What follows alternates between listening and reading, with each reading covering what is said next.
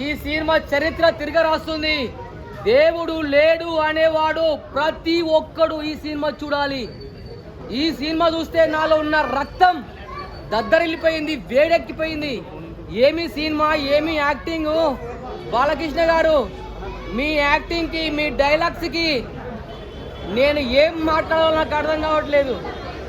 పిచ్చుక ముందు బ్రహ్మాస్త్రం వేసినట్టు ఈ సినిమా ఒక్కొక్కరిని, అసలు ఇలాంటి సినిమా ఒక శివుడు అనేవాడు ఉగ్ర రూపం చూపించాడు. అసలు శివతాండవం, ఉగ్రతాండవం. ఓం నమ శివాయ అన్న తక్కువనే ఏంటి. అసలు ఏ దేశమైనా మన దేశాన్ని ఎదిరించే శక్తి ఏ దేశానికి లేదు.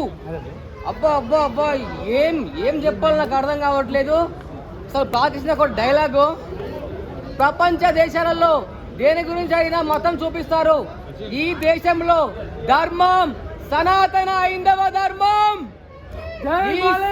ఈ సినిమా మీరు చూశారనుకోండి, ఇక మీరు అసలు దేవుడు లేడు అనేవాడు ఈ సినిమా ఖచ్చితంగా చూడాలి. అసలు ఏమి యాక్టింగ్, ఏమి ఫైట్స్, ఏమి డైలాగ్స్, ఏమి లొకేషన్స్. అసలు అబ్బా అబ్బా అబ్బా, ఏ దేశమైనా మన హిందూ దేశంలో ఉన్న దేవుళ్ళు ఏ దేశంలో లేరు.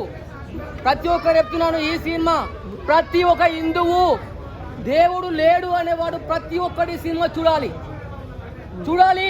నేను మాటలు చెప్పలేను. ప్రతి ఒక్కరు సినిమా చూడాలి.